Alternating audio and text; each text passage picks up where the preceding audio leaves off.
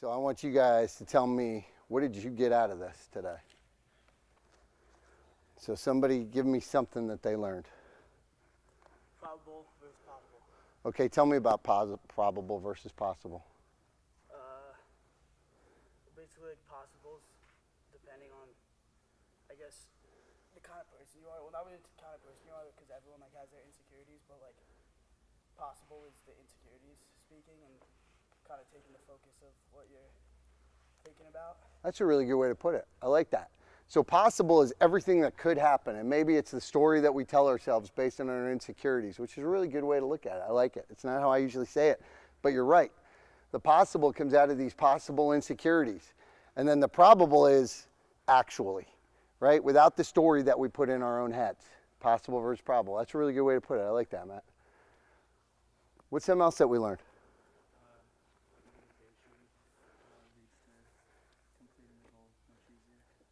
It does. But what happens when we lose, when we don't get that level of fidelity that we like? It is harder. So we have to have resiliency for those times. So when we don't get enough information, what are the things that we can do?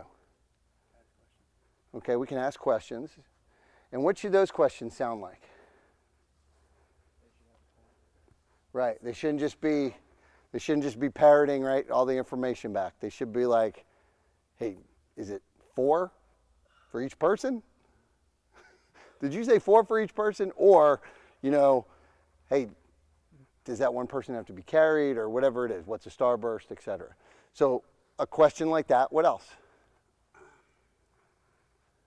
What happens when we don't get that level of fidelity? When somebody just looks at you and go, continue on. I'm not going to answer your question. Then what do you do? Can't stop. You just gotta keep going. You got to keep going. You gotta make decisions. You got to make decisions. And look, that's it's dangerous. Because you've said a bunch of really good stuff today, but my guess is like somebody's talked to you about failing from tests. Somebody's told you once you fail a test, then you'll know what to expect the next time. And I think somebody once told you probably make a decision and stick with it, right? And I got to be honest with you, sometimes your decision is stupid. So don't stick with the stupid decisions, right? What else could we do? You all talked about asking the person giving the instructions. What else could you do?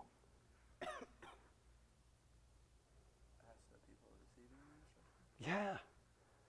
Hey, again, kind of go back to the, hey, who's good at push-ups? Right? We're not going to pick him for push-ups. We are going to pick him to carry. Right? We're not picking him to carry. Right? Those are the obvious ones. But what if he loves air squats? Like, dude, I do air squats like all day long. I'll do air squats, which is obvious. Right? So guys, you gotta talk to each other about that, and you gotta communicate with each other. Stop asking the person in charge stuff. Start asking each other. Hey, I heard this. Is that how you take it? Hey, he said to me this. How do you understand that? These were the instructions that I got. What do you think? JC, can you put that into context for these guys freshman year? Yeah.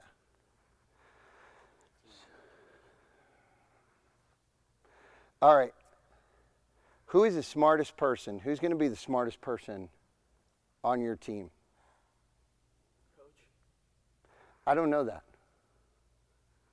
And you are all making a giant assumption. I'm going to tell you, never have I been the smartest person on any team I've ever coached. Now, I may know more about lacrosse. But I'm going to tell you, when I get questions from players like, hey, coach, should I do this? My first question to them is, who have you asked before me? Because my guess is you're going to be brand new at playing college lacrosse. Brand new. There's a whole team of guys who have already had at least a year, and in some cases 3. They all have the answer before the coach has the answer. But we make the assumption that, well, that's the person that's in charge. Like when you're in college and your professor is there. Who's the smartest person in that room?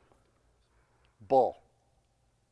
Because here's the deal. Any answers that the professor has, you have on a phone or on a computer. The world is done with the person, the professor, the coach being the smartest person. Because I guarantee you that if I told you X, Y, and Z, you could get on YouTube and find 15 different things that were different than that were just as good. Stop trying to get the answer from a person and start finding the answer on your own, because that's one sure way to build resiliency. Is stop looking for anyone else to answer your questions for you. Start solving your own problems. And if you're going to write down one thing, write that. Solve your own problem. When people lack resiliency, it's because they're used to people solving their problems for them. That is, and I'm going to tell you, people complain about, millennials or your generation, like, oh, they want everything handed to them. That's our fault. You know why? Because we've told you everything. We've told somebody, am I right? Somebody told you that. You didn't come up with that on your own. I know you didn't. You didn't come up with the last thing you said on your own. Somebody told you that. It's okay. But I probably would have said to you, and before I ever said that, I would have said, so what happens when you fail a test? Oh, I now know what I don't know. Okay, good enough. That's a good answer. Which is, by the way, the same as that. But it would have been your words, not somebody else's words. So one of the things that I tell leaders who are my age is stop giving people answers.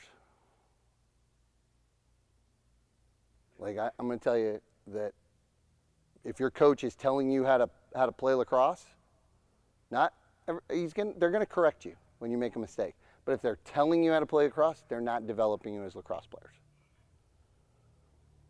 You screw up, it's going to be, hey, what happened there? Not, hey, here's what you should have done. Because quite honestly, I'm not sure I know what you should have done. Because maybe you saw something out there or you didn't see something that I needed you to see, so I can tell you everything that you should have done. But if you didn't see that one thing that would have keyed you off on that, everything I say doesn't mean anything to you. Does that make sense? So guys, solve your own problems. That's what builds resiliency in people. Okay? Stop worrying about the unknown. I love the unknown. Be comfortable being uncomfortable. Guys, here's the greatest thing. Is the less guidance or less information I get, the more I get to figure shit out on my own. And then I get to do it the way I want to do it. Which, by the way, is probably better than the last way it was done. And that exercise over there, I intentionally give you 2 sets of instructions. You did, right? Yeah. Because I want to know which way you go. I went the hard way. You did. Didn't I? But it's okay. But it's okay. And you know what? I got to be honest with you. You're going to do that in life too. You're going to have you're going to get some advice, and instead of listening to easier advice, you're going to do it the hard way, and you're going to learn something out of it, and it's okay. You try to make mistakes that are illegal, unethical, immoral, or unsafe.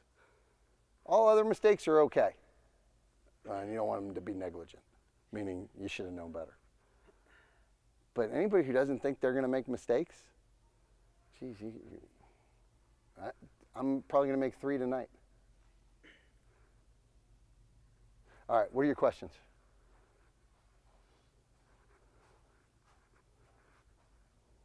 None?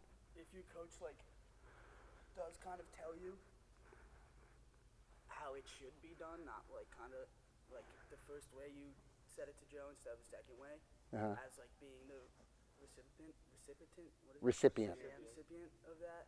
How do you deal with that? So your coach says, do this. Tells This you is how to exactly do what it. you're doing. Tells you how to, not develop it. Well, at your level, I'd tell you, listen to what he says. But what do you get out of that? What are you getting out of that? Nothing. Okay, maybe. Let's hope that at this level he's giving you something. Well, yeah. But what are you taking away?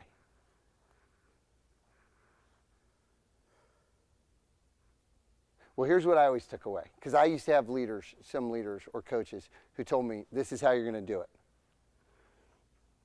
And I would do it their way. Well, usually I'd get in trouble, but I'd eventually do it their way. And here's what I learned, is I'm never going to do this when I'm in this position. So the next time, so how do you use that? So you're going to be a sophomore next year. You're going to have freshmen who are going to be looking for help. So if you had a coach who did that, don't do that to them. Say, hey, what would you do here? Like, here's a great example that we all do for each other, okay? If somebody completely misses a shot, what's the first thing we usually do when they get to the sideline after we give them a hard time? Get the next one. Yeah, we tell them how to shoot. We tell them, oh, you got to get your hands away, or you got, right? We make the assumption that, hey, you absolutely have no idea how to shoot, even though they've shot the ball before and been successful. But on that one, you must have completely forgotten how to shoot, and I have to fix you. Instead of, hey, what happened? Or, hey, how do you think this ought to go? Or, hey, didn't you see anybody that was open? Or whatever it was. Ask a question instead of giving the answer. So what do you do when you have a coach like that? I'm going to tell you, listen, it just makes your life less difficult. But I'm also going to say, if you don't walk away from that going, I'm not going to do that, then you have missed the opportunity there. Because too many coaches and too many people, well, hey, hazing. Hey, why do you haze? Well, I got hazed. Well, did you like it? No. Why do you do it? Well, it happened to me. But you just said you didn't like it. Why would you do something you didn't like to someone else? That's something I never understood. So don't do that. If you don't like it, don't do that. But that was a good question. What else? You don't have to have any questions. It's not like I'm going anywhere. All right. We'll come up with some sheets for you too, so that you can do this. Did you get something out of this? What's one thing that you got out of this? The idea that I need to like think of curveballs before, like just don't have the expectation or the assumption, just kind of roll with it, because you'll be more successful at it. Okay. Knowing what I can do and pushing myself to do that, and then if something else comes along, just keep going and try to go with it like Jared said, but count for surprises. Okay. And it's going to be full of them your freshman year. The possible versus probable. Try to make a plan going into something, and also I need to do push-ups more. And be ready to abandon that plan if it doesn't work. Yeah. Don't get married to a plan. All right? That's all you got, Coach? All right, hey guys, what I'm going to ask you to do in order for all this to be sustainable, and hopefully you did some of it after Dr. Sarnell was here. Okay, you have all those sheets, right? In order for this stuff to work, you have to put it into action. Okay, it can't be, it's not sustainable if you spend an hour and 20 minutes here, and then, and then you don't do anything with this. So it's important that you go home over the next, over the next day, and you think through this, and you take your own notes, put it in your own words, and what actually pertains to you. Now, I listen to what Matt says, and knowing Matt the way I know him, the way this has gone, what he, the things that stuck out to him is something that certainly pertains to him. So, and understand that this is going to kind of be your Bible, and something you're going to be able to use when you, when you start school, and you start in your program. It's not something that you can just put aside, right? You've invested in this, and this is stuff that what's going to happen is in your freshman year, you're going to be ahead of the curve, because this is the stuff that they're going to start rolling out to you, and you should be able to put this into action already, right? Showing up with with all of these, with this knowledge and a skill set to be able to to be resilient, because resiliency is going to be huge, and resiliency is, I think if you look deeper into it, it's leadership also, and that's it's kind of it's a stepping stone and a foundation. So, you know, take the time, take these notebooks, bring them to all the meetings. Okay, if you want to look at this again, I'm going to show this. If it helps you to see it again and bring your notebook, we'll find a time because the girls are going to see it.